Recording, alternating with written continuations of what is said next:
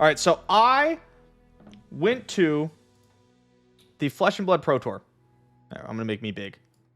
I went to the Flesh and Blood Pro Tour this last weekend in Baltimore. If you don't know what that is, that's another card game, trading card game.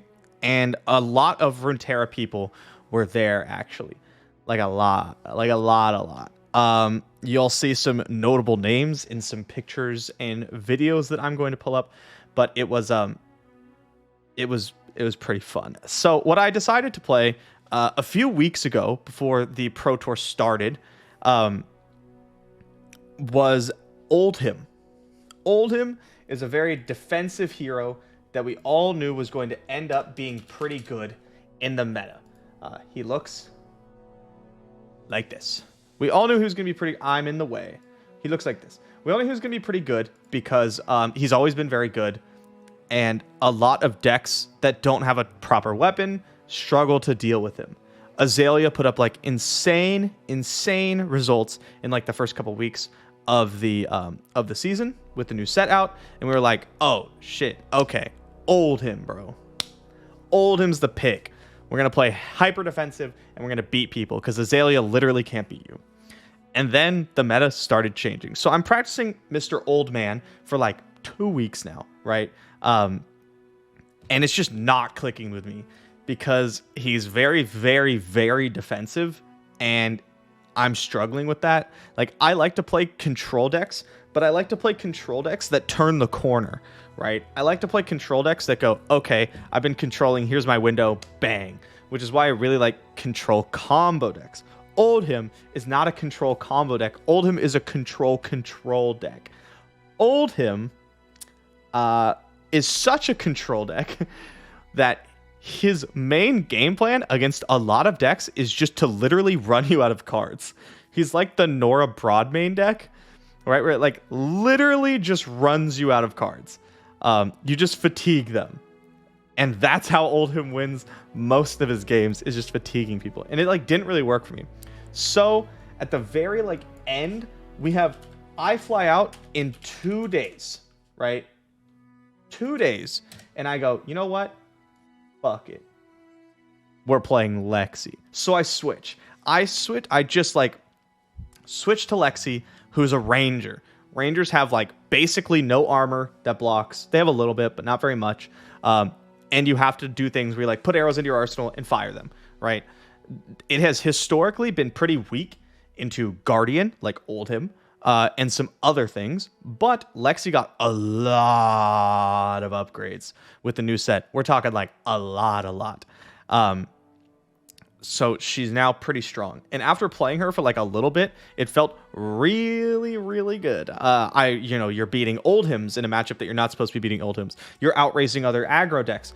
You're beating Icelander, which is the deck that I used to play.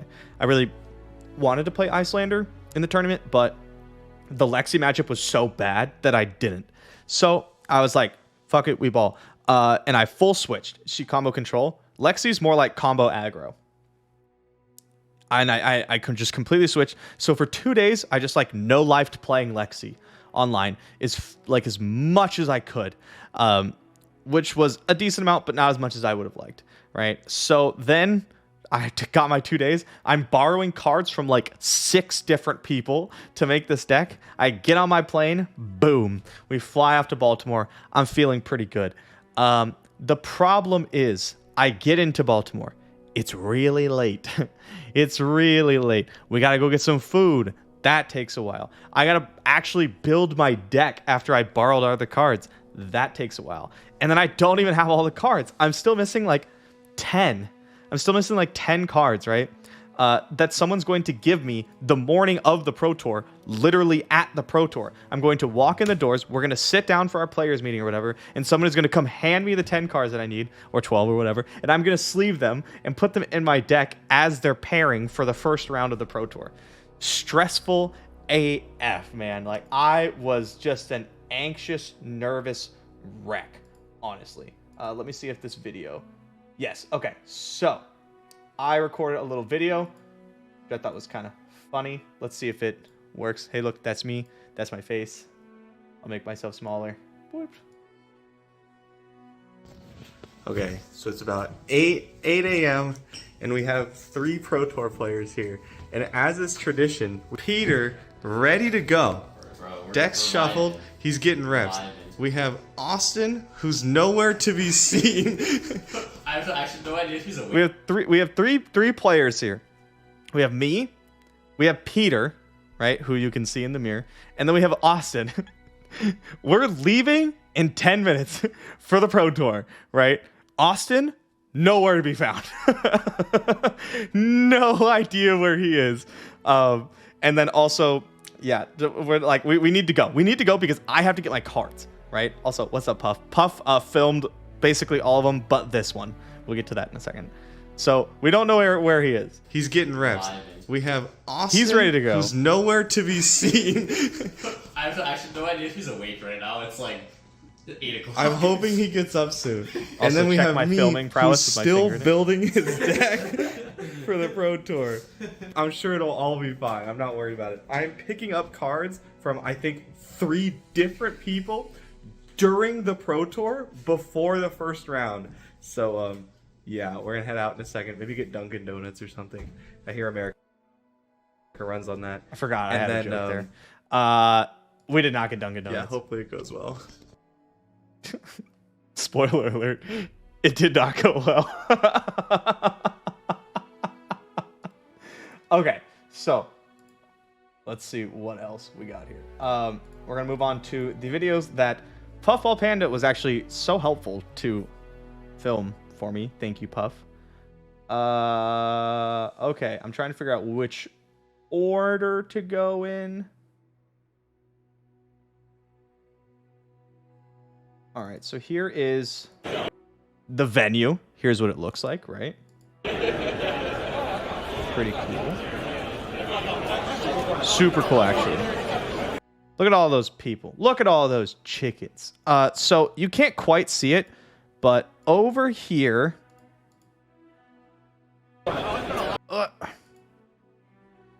you can't quite see it. Okay, there's like a little stairs and fencing right here. I'm hoping you'll see it in a different shot, but like right here is the feature match area. And what it is it's like a big table, right, where the 2 players go, and then there's the judges, and then there's like some lighting stuff in the cameras. And then above it on both sides are balconies where you can walk up and stand on the rails and look down and watch the feature match game being played. Super, super sick. Asking if Flesh and Blood players smell better than Magic ones? Absolutely. Yes. Yes. Thank God, right? I have had no bad experiences with Flesh and Blood players and hygiene, luckily. Okay. And then, let's see. We're doing a bit of like pre-tournament prep. Obviously, there's me shuffling the cards. I just got them, so I'm like trying to put them together as fast as possible. Pulling stuff out, and then we have over here is Darkodius and his friend Darkodius.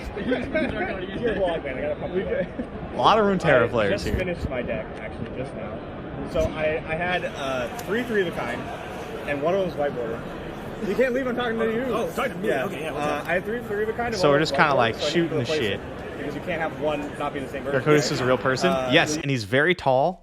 And he's exactly what you expect him to be like.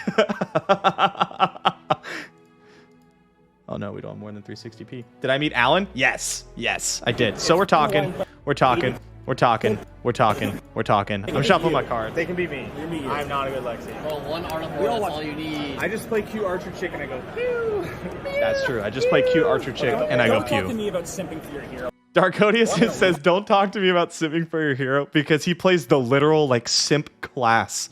Like, there's a class in Flesh and Blood called Illusionist where everyone is just super simping for their hero 100% of the time. They're either a Prism player or they're a Dromai player, and both of them are cute girls. And so everyone who plays Illusionist is just, like, obsessed with Illusionist, right? And it's pretty funny. Okay, so right before we start, here's me getting ready.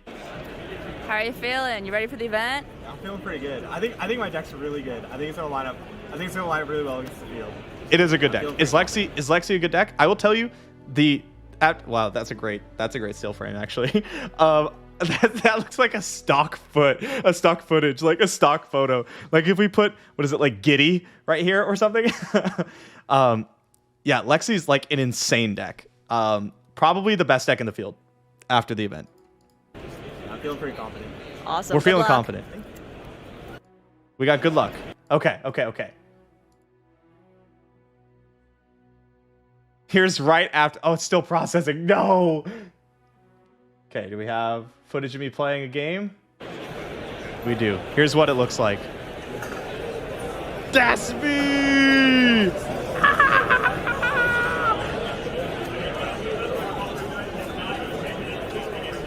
Getting ready, playing my game. I don't know if you guys haven't played in like one of these, you can definitely smell that. Not a Magic tournament, bro. Not a Magic tournament. We have real adults play Flesh and Blood. These are like, I love these events. There's like, I don't know, there's just something about it. There's just something about like 1,000 people showing up to like all do the same thing. You know what I mean? Like it's so sick. So yeah, getting ready for the game. We're playing. I got the blue hoodie on. I forgot my K-Fape jerseys like a fool. And I think while that other video processes, I'll... Pro Tour players, for any of you who do not currently have an opponent. I have an opponent. Okay, so let me talk to you a bit about my first round. So my first round, you can download the other vid real quick. Oh, I will. My first round, I play against this guy who I actually know. His name is I believe it's Craig Kemples is his name. It could be Craig Kemple or something like that. But I'm very close. I know I'm very close to it. And he is an Oldhim player, right? Oldhim, the super defensive hero. Now, Oldhim Lexi is a difficult match. Is it actually all dudes or any women playing? Quite a few women playing. Yeah, quite a few. So the Oldhim Lexi matchup is pretty difficult from both sides. And my opponent, Craig Kemples, is a Oldhim player of pretty decent renown. So he's played in a tournament. He's played in a tournament series a lot with Oldhim, and always ends up playing against a very, very good Lexi player in Cruciale, right? And so I would watch his games to figure out how to properly play the matchup from both sides. So I would watch his games to figure out how to play the matchup when I was trying to play Oldhim. And then when I switched to Lexi, I would go back and I watched his matches to try to figure out how to play it from the Lexi side. So I sat down and I'm like, hopefully you just like at a Pro Tour, you basically in the first couple rounds are just hoping to not sit down across from anyone whose name you recognize. That's like the goal. You want to match up against someone who plays in Alabama and won a 12-person Pro Tour qualifier, right? That's what you're hoping for. Not against someone who's proven themselves against top-tier competition over and over again. So we both sit down across from each other and I'm like, hey, Craig, are you on Oldhim? And he's like, yep. What are you on, Majin? And I'm like, I'm actually on Lexi. And he's like, whoa, you're moving away from Wizard. And I'm like, yeah, I'm moving away from Wizard. So like we both know each other or know of each other. And we get ready to go. Craig plays the matchup rather aggressively, where most of the Oldhims I've played against have played it rather defensively. You guys tell each other what decks are on before the game starts? Yes. So in a game of Flesh and Blood, it's a best of one, but there is a sideboard. You bring an 80-card deck. That's including all of your equipment and all the cards in your deck. And then when you say you're on Oldhim and I say I'm on Lexi, then we take all the cards out that we don't want in the matchup, usually going down to about 60. You don't use, you give up what you've eaten. No, this is the rules. This is like, it's like the law. You have to do it. That way you can sideboard. Every single game of Flesh and Blood is sideboarded because there's only one, right? So you trim down to like 60, and then you present, you cut, and then you flip over the equipment you're going to play. So the only thing you know is what hero each person is playing until the game starts. We flip over the equipment, standard stuff, nothing too crazy. Craig plays pretty aggressively. He comes out, he's swinging, and I have hands that just don't block very well. So I'm just like, I'm taking a bunch of damage, I'm trading a bunch of damage. And there comes a spot where I've navigated the game to where I have my very good pitch stack is next hand. For those of you who play Flesh and Blood, I have my Rain Razor's 3 of a kind double bolt and shot, or like double red arrow pitch stack coming up. I didn't have to like fully pitch stack because my opponent's at 6. So I was like, okay, we're good here. I have this crazy hand coming up the top, and I have a pretty good hand now. So my opponent attacks me with Endless Winter, which I'm not going to tell you all the text on it because there's a lot. But he attacks me for 8, and I'm at like 8 or something, right? And I figure out that if I block with my tunic, my piece of equipment, if I block with my tunic, or maybe I'm at like 5 and I block with a card and a tunic, you get what I'm saying. I decide to go to 1 because I can go Rain Razors, arrow for 7, arrow for 6, and if it hits, deal 7, which is going to be enough because Craig has no arsenal. So this is going to be enough to force him to block with basically his entire hand. If he wants to keep 1 card, he can keep 1 card. Maybe. Probably not. So he's likely just going to have to block with his entire hand and then go back to my turn with no arsenal, which is very good if you're playing against Oldhim. I understand it if you're not a Flesh and Blood player. Just understand that it puts me in a very, very, very good position. It puts me in a position to win the game on the following turn. Almost like a checkmate scenario, right? What I need to do, because I mathed it all out, is go load 1 arrow, cast Rain Razors, load 1 arrow.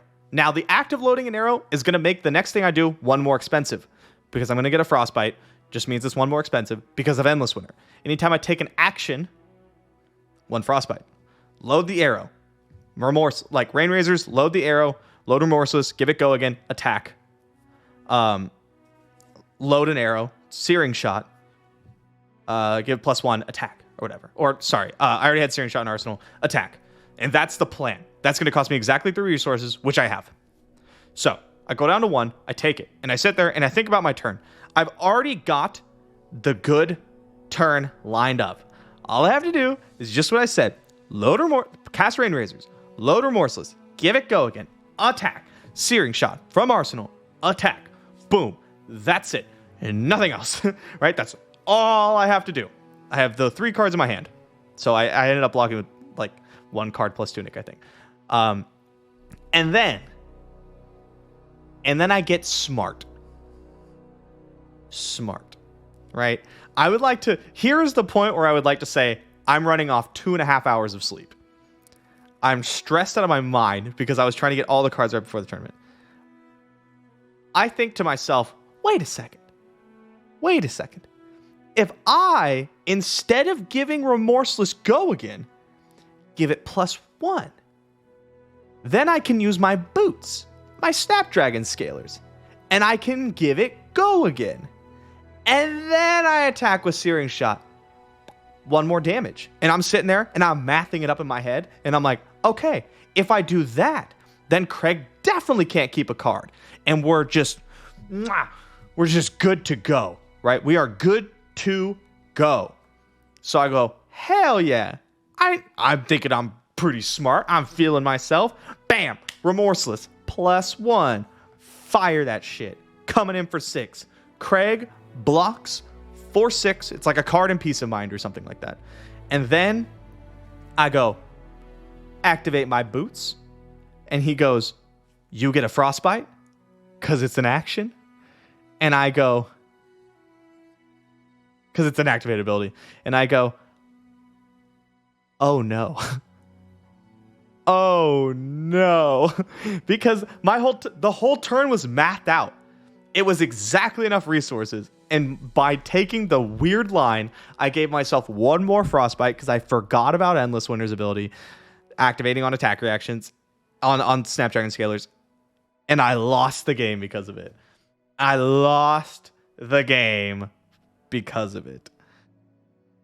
Oh, brutal. 0-1. 0-1. Very good game. Craig played very well. Very fun game, honestly. But I punted. It happens. Whatever, right? Whatever. Next game. I play against... I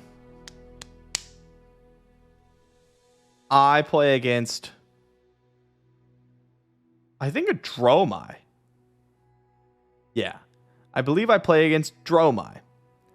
And now I was working with Prodigy, actually, on the matchup before the tournament.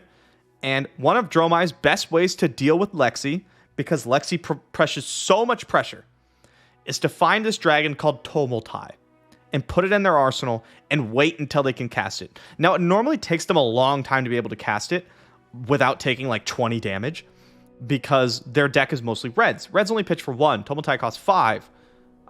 So you need like a blue or 2, right? It's a tough card to cast. It costs a lot, basically, is what I'm saying. And any card you block with is cards that you won't have to make resources with. So my plan is I understand that my opponent might do that. And so I board in all my stuff that beats that. I have like 3 cards in the deck that if I see them, that plan just doesn't happen, right? I'm just going to get them. My opponent needs to find Tomultai.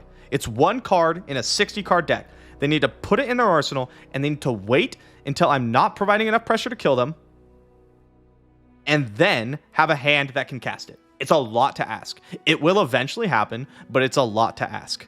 So, I board in all the stuff. But once your opponent Tomultais you, it's kind of doomed. If you haven't already put enough pressure on them, it's kind of doomed because they're going to blow up your headpiece. It's going to get rid of your extra arsenal. I understand that if you don't play Flesh and Blood, that means nothing to you. But basically, it neuters the deck. It breaks one of your legs. And so, I'm playing against my Dromai opponent, and my dudes, I get Tomultied on like turn fucking 3. He just goes turn 1, finds Tomultai, puts it in his arsenal, blocks out for 1 turn, looks at his hand, goes, oh, and Tomultais me. Blows my headpiece up. I can't win the game. It was way too fast. Way too fast. Also, I don't have a popper, so I have to spend my whole next turn attacking Tomultai. It was just like, brutal. 0-2. Not the start we wanted. Not the start that we wanted. And then we play 2 more games. There are 4 games of Classic Constructed. 4 games of Classic Constructed, right? And I'm a very good Classic Constructed player. I'm literally at the point of this recording, at the point of the Pro Tour, I am literally ranked 30th in the world at the constructed part of the game, right? So I'm expecting to do very well in constructed, or at least rather well in constructed, because I couldn't put in as much prep time as I wanted, and then not as well in draft. But this is what happens instead. Oh my god, wait, what happened? I went 0-4. Oh my god, are you serious? I lost all 4 rounds. Oh no! And then I dropped. Oh. So I'm gonna go cry for a while and have a drink. And then I'm gonna try again at the calling tomorrow, and hopefully it goes better. Alright, well, hopefully you have better luck tomorrow then. Alright. Well, I forgot that I did the thumbs up, so that's funny that I did it in person as well. So, that happened. I went 0-4. I lost every single round and then dropped. But, you know what? It's okay. It's okay. Because tomorrow is the calling. And if you're familiar with Magic, a calling is basically a Grand Prix. It's like a several hundred person tournament. Anybody can enter. You have to go like 6-2 to make day 2. But I'm like, you know what? That's fine. I enjoy playing the callings. I actually enjoy playing the callings more than Pro Tours because they're all constructed and I don't like limited. So we're like, you know what? We are going to just... we're just going to go play the calling. So I'm sitting there and I'm talking to some of my friends, right? I'm talking to like Brendan Patrick of Arsenal Pass. And I'm like, Brendan. I need you. Was Lexi a good choice for the PT? Lexi was probably the best choice for the PT. It put 4 copies in the top 8. It dominated the Pro Tour. It didn't win, but it had like the best conversion rate. I think it did pretty insane. So I'm like, Brandon, tell me what I should play in the calling. Should I just run Lexi back? Because I got like insanely unlucky with a lot of my games. I didn't play very well. I'm going to be honest. I started off 0-2 and I just checked out. I was so tired. But Lexi was very, very powerful. Dromai was better. Here comes the Dromai stands, man. You can never stop them. So, yeah, I was like, Brendan, what should I play in the calling? Now, Brendan Patrick and I love a specific hero. And his name is Kano. Kano is the glass cannon of Flesh and Blood. This is Kano. Kano is a wizard. Even of you people who don't play Flesh and Blood, you remember you saw the 40s on the other heroes. Kano is a 30. All the other heroes I showed you had 40 health. Kano has 30 health, right? Kano is a glass cannon. He's a wizard. He's a combo wizard. He's based around this card, which is deal X arcane damage to target hero, where X is the amount of arcane damage you have dealt to hero this turn.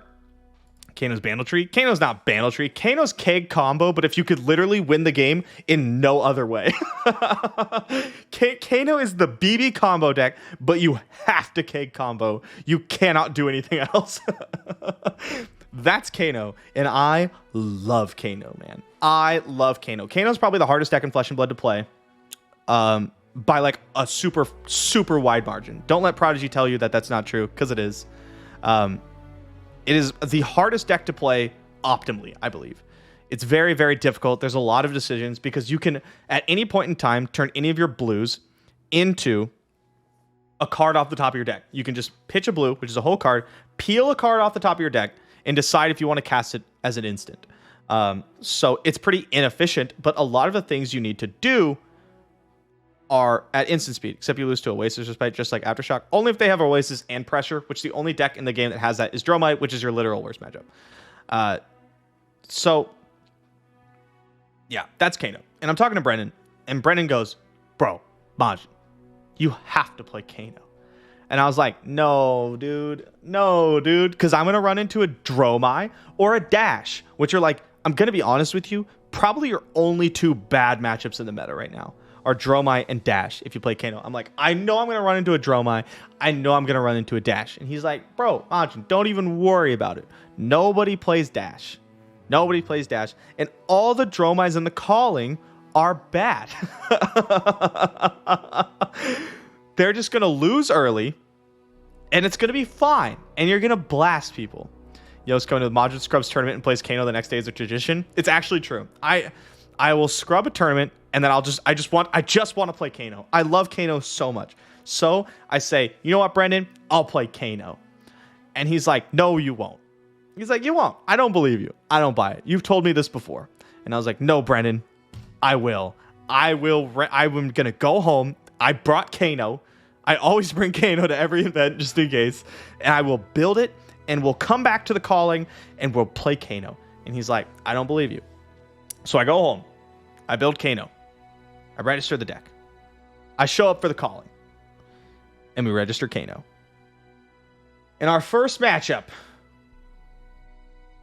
Dash.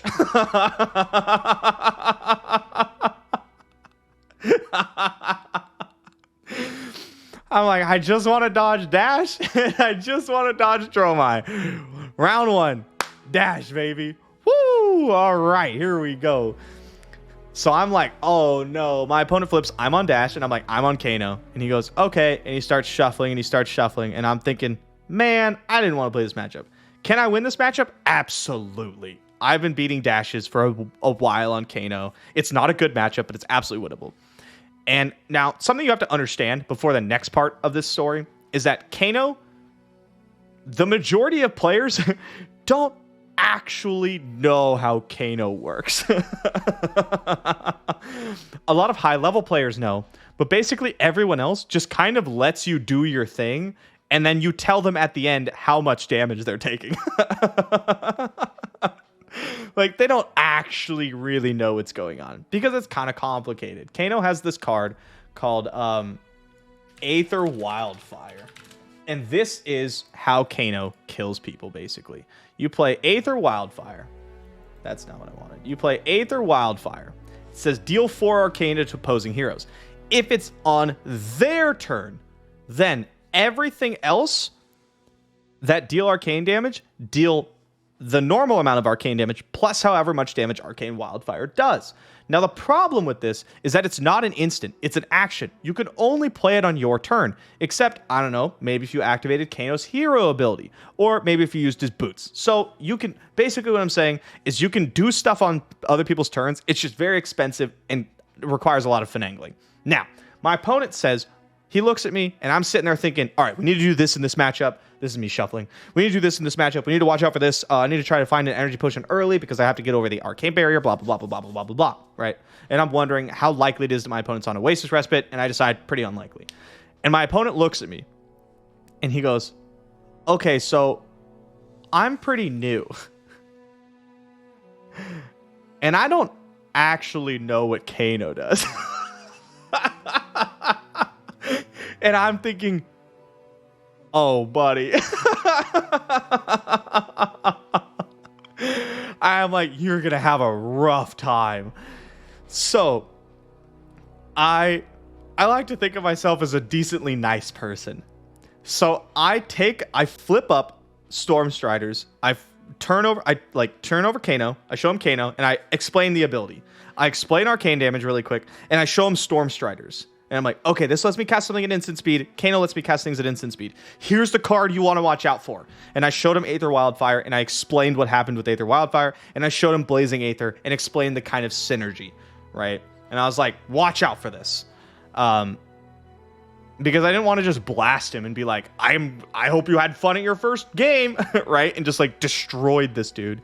That would feel really, really bad. Because playing against Kano, like if you don't know what's going on, it's very annoying. So I explained to my opponent what's going on. And then multiple times during the game, I was like, oh, actually, you could have done this and it would have been a little bit more efficient. You need to load your pistol before you do this because you don't have go again. So like, go ahead, load the pistol. It's fine. Just remember that for next game, blah, blah, blah, blah, blah. And then I did end up comboing my opponent and I won. So we're starting off 1-0 in the calling. Already won infinitely more games than I won at the Pro Tour, unfortunately. Next up, I play against a FaB. Yeah. I play against a FaB. Oh no, sorry. I didn't play against a FaB. Next up, I believe I play against Dromai. So I said, I want to dodge dash and I want to dodge Dromai. And we didn't dodge dash and we didn't dodge Dromai immediately, right out the gate. Both of them. Now, Dash is a bad matchup, but it's winnable. Dromai is a bad matchup, and it sucks ass, man. It's brutal. Because, like, they're just able to arcane barrier a lot of your stuff while keep up pressure. Basically, Dromai gets little allies that stay on the board. Kind of like units in Runeterra. But imagine having units in Runeterra when other decks only have burn spells, right? That's what this matchup is like. You get to continue hitting me. All I have are burn spells. Units are going to win here. So I'm playing against Dromai. And there's this card called Thamai. Now, Thamai is not a good card. Thamai only beats Kano, basically. It says, it's a dragon that says, opponents can't play... Yeah, and I have 10 less health. Woo! Opponents can't play cards or activate abilities during your turn. Now, I don't know if you remember the card that I showed you, but it says you do a little bit of damage unless it's your opponent's turn. Then you do a lot of damage, right? Now, Kano's entire thing is doing things on my opponent's turn, right? So this card is really, really bad. The good news is it's not a good card, and you already beat Kano. So the Dromais don't play it because it's already a very good matchup for them. And so I'm playing against this Dromai, and I find out on turn 1 that my man plays Thamai. Oh! Ah! Not my weekend, man. Not my weekend. So we don't win that one. We don't win that game. We're like 1-1 now, right? We're 1-1. We're going into like round 3. And I'm like, God, it's the Stony Suppressor. Imagine if Stony Suppressor says you can't play spells. That's what the Mai's like.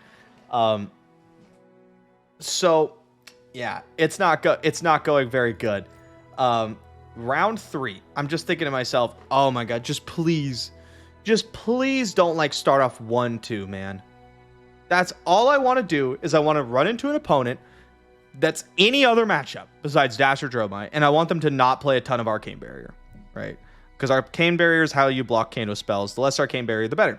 Right now, Wizards are at like pretty much an all-time low, and so nobody's packing a lot of Arcane Barrier. So third round opponent, FaB. Oh, let's go. One of your best matchups historically. FaB is a balls to the wall aggro deck. Balls to the wall aggro deck doesn't have room for Arcane Barrier. It plays maybe 1. My opponent flips over 0 Arcane Barrier. I'm like, let's go. Yes. Okay, gonna blast this dude into smithereens, right? Now, it's really important. You would like to go second in this matchup because you want to block with your whole hand, and then you get to draw back up. And then I get to shoot my opponent, and he can't block any of it. If I go first, I get to shoot my opponent, and he can't block any of it, but he gets the first real swing, right? So I would like to go second. It also lets me look for Aether Wildfire deeper, which is very nice because I get to block, draw back up, and if I have it in my opening hand, I can just block with a little bit less and then arsenal it, right?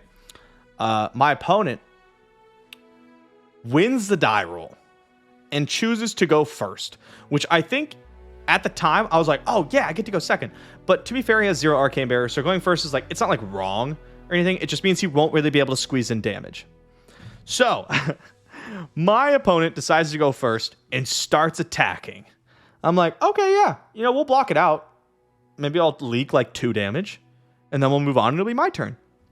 Now, any of you who play Flesh and Blood know how ridiculous this is. I blocked with my whole hand. My whole hand. I started the game at 30. It's a 4-card hand. I ended the turn at 17 life. 17 life after blocking with my whole hand on turn 0, my guys. Oh my God. Oh yeah. Oh yeah. It was like Rising Resentment, Ancestral Empowerment over your 3 block. The one that's like 4 damage, and then you banish something, and the next one comes in for +1. He hits for 1. Blaze Headlong. Pop Mask of the Pouncing Lynx. Go get Salt the Wound. Phoenix Flame. Do the thing. Something else. Salt the Wound. Just get blasted out of my boots, dude. Okay, that's fine. That's fine. We draw back up. I chip in a bunch of damage. I chip in some damage. So there's like anything you could have done about it, or he hit the nuts? No, he hit the nuts. But he okay, so he hit the nuts, but like he used up. FaB gets a very large burst of one-time damage through Mask of the Pouncing Lynx, which is an equipment, a headpiece that lets you like sacrifice and tutor up an attack basically once per game when an attack hits. And so he basically just went for it and did like a shitload of damage. And I think it was absolutely correct. So I'm digging, I'm dealing damage, I'm digging, I'm dealing damage, and I find Aether Wildfire, boom, goes in the arsenal. Now all I need is like a couple of blues and we're good to go. And my hand is like, I draw and it's like blue, yellow, red. Oh, blue. Okay. All right. Not the worst thing ever. Oh, sorry. No, I didn't even do that. I didn't even do that. I draw 4 cards. I have no arsenal because he put up too much pressure. And I draw Aether Wildfire because I had described it there, I think. Blue. Blue. One more blue, one more blue, one more blue. Red. Oh, anybody who plays Kano know that's disastrous. But my opponent's kind of low. And so he starts attacking, and I gotta start blocking. And we have to like blind Kano, right? Or I think what it was is that I have Aether Wildfire, blue, Tome of the Aetherwind. So what I do is I go, I believe it was something like this. I'm trying to do my best to accurately recreate. Some things are going to be a little bit wrong. I'm sorry. But I believe that I went Stormstriders, Aether Wildfire, right? Now, I need to know if I'm hitting blues or if I'm hitting reds before I can activate like Crucible. So I go Stormstriders, Aether Wildfire from hand, Metacarpus Nodes trigger on the stack, activate Kano, hold priority, sacrifice Ragamuffins. I know this sounds like Greek, but the Kano players are following. Sacrifice Ragamuffins hat. Draw a card. Boom. It's a blue. We put Tome of the Aetherwind on the top. Banish it. Cast Tome of the Aetherwind. Draw. Blue. We're oh, wait, no. It's like, this is yellow-red. Yeah, yellow-red. And I'm like, oh no, I'm panicking, right? I'm panicking. We activate Kano again, and off the top is like a 0, right? It's like a 0. And I'm like, oh, fuck. So it's not the damage I need. So I'm dealing like, my opponent's at 20, right? And I have, I'm going to have 2 resources floating after I Kano one more time. So it's going to be something like 4 plus or 5 plus something else. And I'm going to get one more banish. I'm going to get one more banish, and I'm going to have 2 resources floating. And then if the top card of my deck deals 2 or more damage, my opponent dies, because it will have dealt 6. And if the top card of my deck does not deal 2 or more damage, I die. So I tell my opponent that. And I'm like, all right, listen, here's what's going on here. I needed to deal this much damage. So I activate Kano. I take the card off the top of the deck and I put it face down. And then I tell him the deal. And I flipped it. Blue Emeritus Scolding. Deals enough damage. We get there. Off the 4-card combo hand. Ooh, 2-in-1, baby. 2-in-1. Insane. So that, like, that was such a scary game because, like, anybody who presents 0 AB against Kano, it's supposed to be a non-game. You're supposed to blast them out of their boots and they're going to explode, right? But it was so close because my opponent pushed so much damage. Oh, 2-in-1. Let's keep it going. Next round, play against Alexi. Somebody watched my content, actually. So that was really cool. If I recall correctly, they were on Ice Fuse Lexi, and they presented Heart of Ice.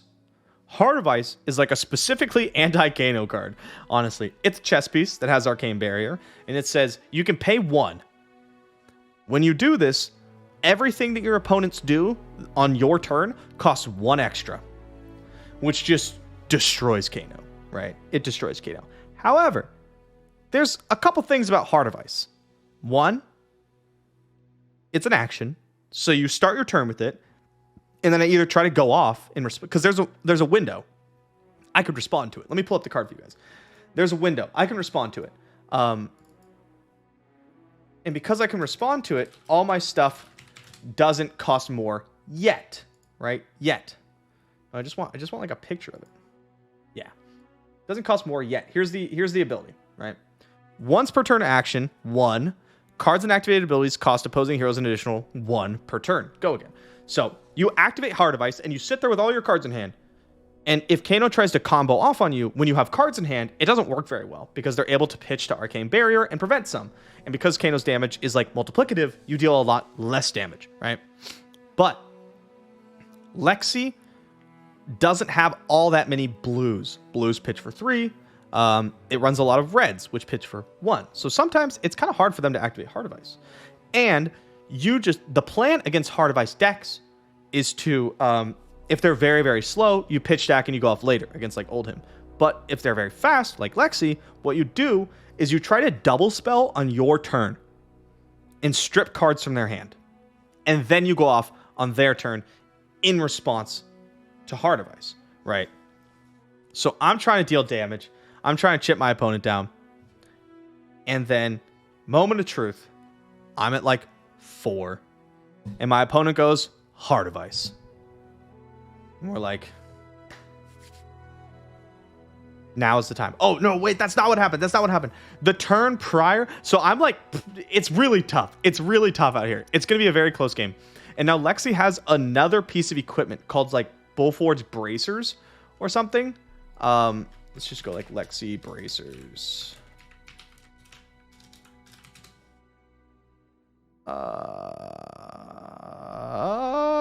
This isn't it. Maybe I'm calling it the wrong thing. Bullseye Bracers. Yeah, Bullseye. You can't quite see it. But what it says here is as an action, you can destroy it. And if you do, you put an arrow into your arsenal and it gains +1. It's a way to like cheat out another arrow turn. What up, Dark Odious? And it also has Arcane Barrier. So that is like Lexi's second Arcane Barrier. They have the Heart of Ice, they have Bullseye Bracers. And I'm kind of worried that I'm not going to be able to get damage over Arcane Barrier 2 when my opponent starts with Heart of Ice. But the turn prior, in order to push 8 damage, or 7 damage, I think, 7 damage, and get Endless Arrow back, my opponent activated and sacrificed Bullseye Bracers, right?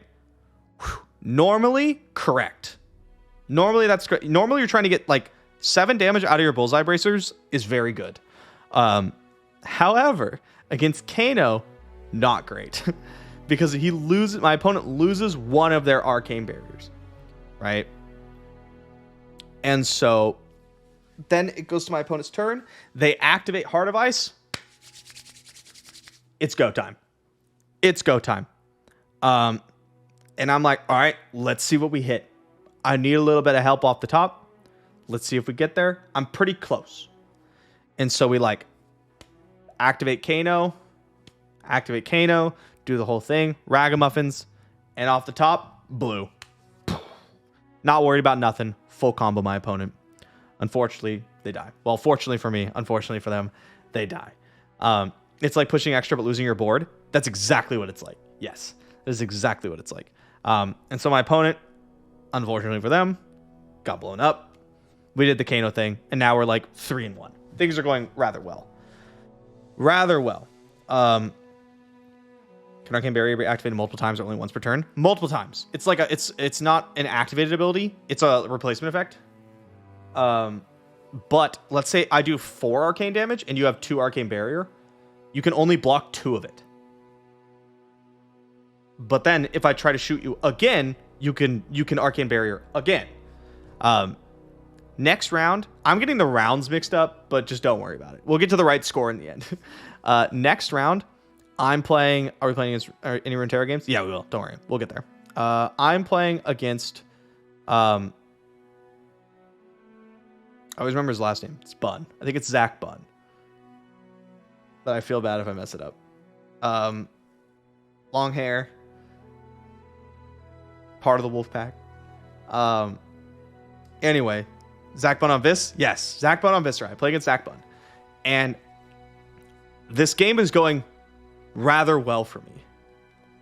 I get him down to 20. And I'm down to 15, which if you're playing Kano is like the easiest game of your goddamn life. If you're at the same life total as your opponent, you're winning this game. That's how Kano works, right? And so I have the Aether Wildfire in Arsenal. And I have the I have like Blazing Aether or Aether Wildfire. I have the combo basically. I have the combo. All I need is some blues. If I hit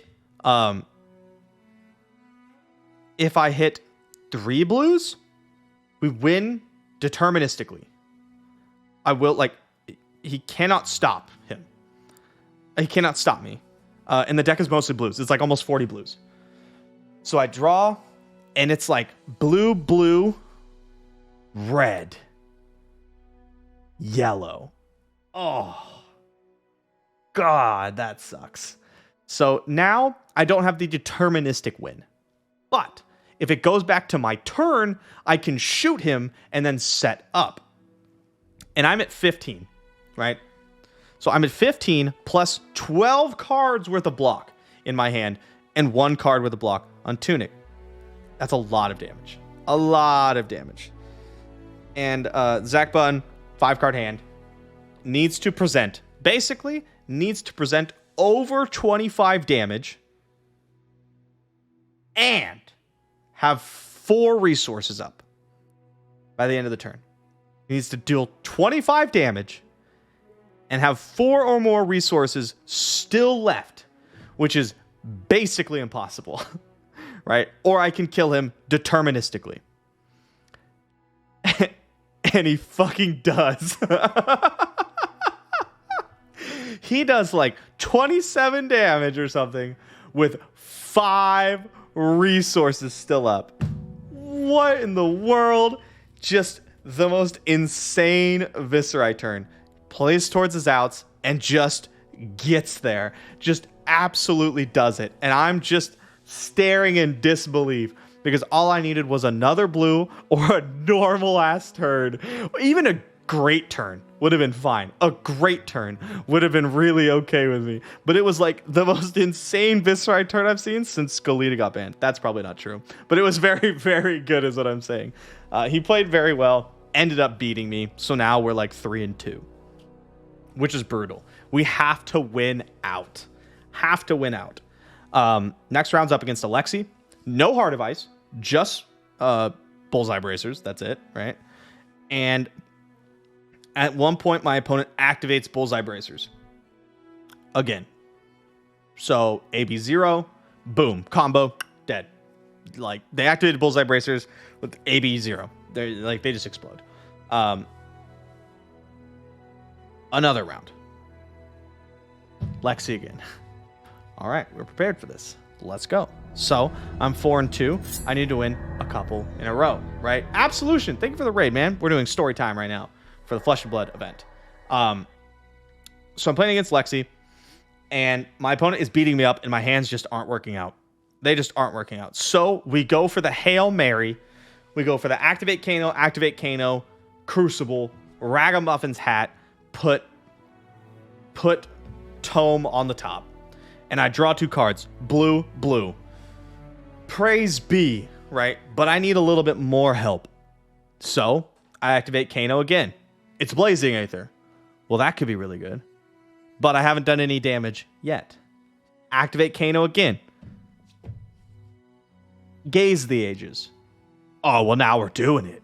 Now we're doing it. Blazing Aether on the stack. Hold priority. Gaze the Ages on the stack. Let it resolve. Opt 2. Find a Tome. Put that bad boy on top. Gaze goes back in my hand. Activate Kano. Tome. Draw 2 more cards. Blind Kano. 3rd goddamn Tome. Oh my god. I got like 7 cards in hand. A Blazing Aether on the stack. And I just go absolutely nuts. I ended that turn with like 12 cards in my pitch deck. It was like fucking insane. It was so ridiculous. And we win. Nice. We get there. And then it's the winning in, right? It's the winning in. And I sit down across from my opponent and I'm like, hey man, I'm on Kano. And he goes, yes! So it's the winning in for both me and my opponent. Whoever wins this goes to day 2 in the calling. And I really want a day 2 with Kano because he's so badass, right? And like nobody plays Kano. And so yeah, I sit down and I say, hey man, I'm on Kano. And he literally like, he almost like pops off right there. My man is prepared and I'm like, oh no. And the problem with Kano is if your opponent is prepared for Kano, it's really hard to beat them. But preparing for Kano is bad against everything else, right? So he's stoked he's playing against Kano, and I'm like, fuck me. But I'm a pretty good Kano player. I'm feeling pretty good about my odds. I just don't want to see Dromai. And he goes, I'm playing Rhinar. And I go, ah. Rhinar is not the best matchup. It's super winnable. But the problem with Rhinar is that they're going to attack, and when Rhinar does things, it takes cards out of your hand. It like exiles cards, and then they come back later, so you can't block with them. But Kano doesn't care so much about the blocking. He cares about being able to combo. But the problem is, once they start banishing cards from your hand, you have to decide whether you want to combo right then and there into their open resources. And Rhinar gets a lot of Arcane Barrier basically for free. Now, all of that is still okay, because you can still just kill them. And Rhinar is actually not very fast. It's kind of a slow deck, except when they draw this one card called Blood Rush Bellows. Blood Rush Bellows is just not okay. That card is not okay. Let me pull it up for you guys here. But basically, it's this Rhinar card. I just want like a picture. I don't actually want you to like click. Okay. There's an additional cost to play Blood Rush Bellow, discard a random card. Now, when Rhinar discards a card, bad things happen to you. He's going to discard a card, and Rhinar's ability is going to do what's called Intimidate, which is the banish a card until it's your turn, then you get to pick it back up. So, my opponent starts the game. He goes second. I can't deal any damage. I hit nothing. It's his turn. Blood Rush Bellow. Ah! Absolutely brutal. Blood Rush Bellow on turn 1. Insane. Discards a card. And I'm thinking to myself, as long as he doesn't discard this card, as long as this card doesn't get banished, it's probably okay. Discards the one that gives him an extra resource, banishes the one I don't want him to banish. Of course. Every fucking time. Every fucking time. Attacks me for like 20 or something insane. I block as much as I can, go back to my turn, and then like it's my turn 2, and I start doing a bunch of damage. I end up setting up a line where I get to opt for like 7 on my turn. Going into a combo turn, I get to opt for 7. Now, opt means you get to look at the top card and then decide to put it on top or bottom. Now, if you get to opt multiple times, then you get to look at all the cards at once. So I get to pick up 7 cards and go, how do I want what? Like, I get to build my hand for the next turn, right? And the thing about Kano is if you let him opt more than 4, which is the amount he's going to draw next turn, he can stack the top of his deck. And remember that Kano gets to cast cards off the top of his deck if he wants to. And some of them are like insane to hit. So basically, if you ever let Kano opt 7, you are going to lose the game. I have like 15 hits in the deck, 14, I think it's like 14 hits in the deck left that are just absolutely bonkers to put on top. I want like, if I find a Blazing Aether, then I get to deal another 11 damage on the spot, right now, and then go into my Kano turn. And then go into my combo turn. And we have 3 copies. I don't see any Blazing Aethers. If I see any copies of Tome, then I can continue my turn, drawing, and like doing a bunch of stuff. Or I could set them up so that I do them next turn on my combo turn. And instead of having a 5-card hand, I could have a 6-card hand, a 7-card hand, what have you, right? I can like set up a super ridiculous turn. I have 6 copies of Tome. I don't see one. We miss all the Tomes. We miss all the Blazing Aethers. That's okay. If I find Aether Wildfire, we're super set up for our combo turn. I don't find Aether Wildfire. If I find Blazing Aether, I get to do a bunch of damage. We don't find that. If I find Lessons in Lava, I can cast that to put Aether Wildfire on top. We don't find Lessons in Lava. I just hit like just nothing. I opt 7 and miss the whole deck somehow. What did you hit? It was like 3 blues, Sonic Boom, but my opponent could AB, so there's no point in doing it. Yeah, 3 blues, Sonic Boom, and then like 2 Swell Tidings, which is just damage. It's just like raw damage. It's just enough. So yeah, Shadox was there. He's watching this game, and I opt all these cards. I'm picking them up, and I'm looking at them, and I'm just like, what? It's like, it's kind of like having 5 cards left in your Lee Sin deck, and you just need to draw Lee Sin to win, and you haven't drawn one yet, so you still have 3, and you cast a draw 2, and you still miss. that's what that was like. I was like, just in utter disbelief. So I passed the turn back to my opponent. It's like turn 3, and wouldn't you know it, fucking Blood Rush bellows me again. Blood Rush bellows me again. Has deterministic lethal, so I have to try to combo, and we just don't get there. We just hit nothing, and we die out of the tournament. And I was like, I'm not going to lie to you guys, I was a bit bitter. I was a bit upset. I had a really rough Pro Tour run. I had a really, like, heartbreaking calling run. I was a bit bitter about how it all went down. And I felt bad because I was like, oh my God, like, of course, right? And so, like, after that happened, I had to, like, I had to tell my opponent, I was like, yo, man, like, you played really well. I was like, I'm just bitter right now. So, you know, you deserve to win the game. I'm just upset because I really wanted to make day 2. Because I felt bad. Because I didn't want my opponent to beat me, and he knew who I was. And I didn't want my opponent to beat me and then me to be like, oh, I got so unlucky, right? Like, I don't want to be that guy. So, yeah, unfortunately, 6-3 did not make it, or 5-3, 6-3. I don't remember how many rounds we played. X-3 did not make it to day 2 of the calling, which would have been a super sick story. Just like run Kano all the way up. It would have been super dope. The Viserai that beat me ended up taking the 3rd in the event, which was super cool. And then, yeah, we went out to, like, didn't make day 2 of the calling, did make it to my hotel bar. Yep, so I didn't make day 2 of the calling, but we did make it to Darkodius' bar. Hotel bar. Here's, like, the whole gang. Recording their vlogs. Peter. Prodigy. Monty. My buddy Andy. Darkodius. Tan and Grace. And then I stopped recording at all because I was too busy with GTA. Who's that?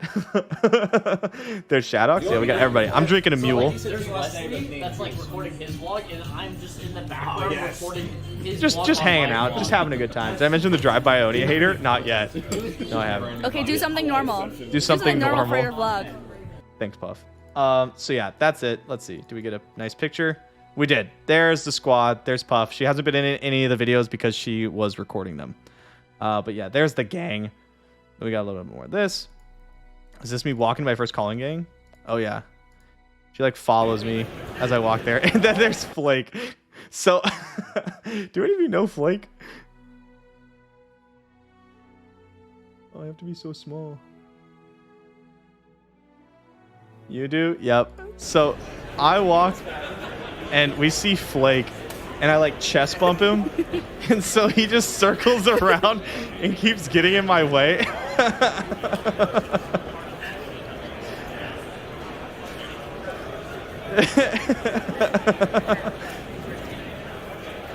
Here comes again. Yeah. So yeah, that's me walking to my first oh look, it's Mr. Fresh and Blood over here. That's me walking to my first game. And yeah, that was day 2. Day 3. We go one more time. We go again. I know this is such a long story. I know some of you are like, bro, where's the Runeterra? But eventually we'll play Runeterra. I promise. I pinky promise. So, you talk about day 3? You really like day 3? You can, but I'm going to talk about it first. So, day 3 is what's called a Battle Hardened. Battle Hardened is a 1-day Pro Tour qualifier. Right? You played an overtime Valorant game in time span of your story? Well, it's still going. We're not done yet. And I have some choices. It's a blitz format. How did Alan win? Alan played the Pro Tour, made day 2, dropped to play the calling, and didn't make day 2 of the calling. So Battle Hardened 1 day, it's blitz, which is like you play the young version of Heroes. So the game is very fast, it's very quick. I have a couple options. I could play Kano. Mr. Ethnic Smoke, what up, dude? I can play Kano, which I love, or I can play Icelander, which I love. I get to play both wizards. Now, the thing is Icelander rotates out literally after this tournament. It is the last tournament that you can play Icelander in Blitz, right? The last one. And so I go, you know what? I gotta do it. I gotta play Icelander. But the real reason that I want to play Icelander is the bling. I have, check this out, signed by the artist, Cold Foil Promo Icelander. Badass. From my calling Indianapolis top 8, Cold Foil, Gold Foil, Coronet Peak. Probably like, I don't know, $1,000 card or something. Which is pretty insane. Like a nice little prize card. And then no, it's not the Marvel, sorry. And then most importantly, my gold foil Goliath Gauntlet. From Goliath Gauntlet Season 1 champion. From when I won the first ever Goliath Gauntlet tournament. And I get to play all of them. And I was like, we're playing it. So I jam Icelander. Really quick, before we get into what happened in that tournament, though, a couple of things happened during the day and the night. On Saturday, I was walking around. Puff was playing in a new player, learn to play thing. Is the deck in the blue box? No, it's in the black one. Kano's in the blue one. Puff was playing in a learn to play thing. So I went over to see how she was doing. $1,000 USD card. Damn, it's not for you. Okay, so the actual card itself is $40. But this specific you can only get gold foils by winning tournaments. It's probably not even $40. It's probably 20. It's cheap as fuck. So yeah. Anyway, I go over to see how Puff's doing. She's playing her game. She's learning the game. And I go, okay, I'll see you. I gotta go play my round, right? And then I hear from behind me, as I'm walking through the aisle, I hear from behind me someone go, boo! Boo! Ionia sucks. Just out of nowhere. I'm just minding my own business and someone hits me with the boo, Ionia sucks. And I'm like, damn, okay. So that happened, and it was really funny. Not a misconstruer in the room. Nope. No, that guy did not misconstrue Noxus's noble intentions. So that happened, and then right after losing my last calling round, we go back, we have dinner, I have drinks, I go back to the Airbnb. Brody, thanks for the 18 months, dude. How does it feel to become the personification of the pink region? Pretty good, honestly. I'm not gonna lie to you. I go back, I start putting together Icelander Blitz, which has a lot of the Kano constructed cards. So I go to pull out my Kano deck, and my guys, it's not there. It is not in my bag. And that's a problem, because I didn't take it out of my bag. I didn't open my bag since I left the convention center. And I don't have it.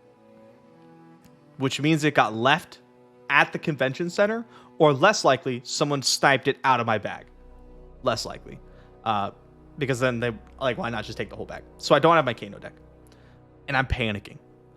I got blasted by Reinar in the last round to get knocked out of the event, and I don't have my Kano deck. And do you know what's in my Kano deck? All you Flesh and Blood players? My Fendal's Fighting Spirit, or my Fendal Spring Tunic, and my Eye of Ophidia. My Eye of Ophidia is in my Kano deck, which is currently being bought by vendors for $500.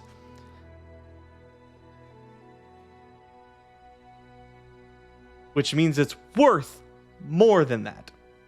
Every single deck I play has Fendal Spring Tunic, which is 200 plus. And then Eye of Ophidia is currently being bought for 500. Which means I could probably get 6+ for it. And it's gone. Just don't have it. So I have to pray. I tweet out, I have to pray that someone saw the deck. Because I got what happened was a judge rushed me away from the table.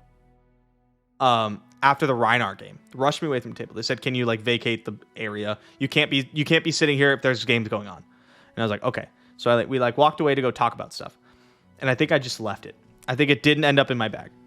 And so someone had to what I needed was someone to have found the deck box, taken it, and turned it into a lost and found instead of just taking their $1,000 paycheck, right? That's what I needed.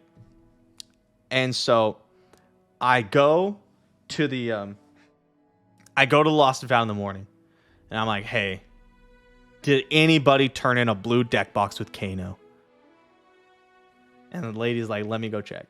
So she goes down, and she starts rumbling through, and I see her kind of lift up a blue deck box, and I'm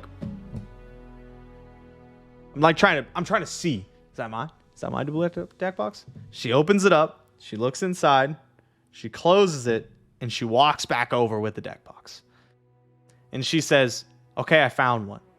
Can you tell me what else is in the deck box? And I was like, she's like, maybe something about the equipment. And I go, yep, yes, I can. I say, every single piece of equipment is cold foil except Metacarpus Nodes and Storm Striders. Those are rainbow foiled. The Kano isn't actually a real Kano card. It's actually an altar, but behind it is the real Kano card. And she's like, yep. It's yours. And she hands to me my Kano deck with everything in it. Oh, the relief I felt was insane. So yeah, that's a win for the Flesh and Blood community. Thank you guys. So I sleeve up Icelander and we get to play.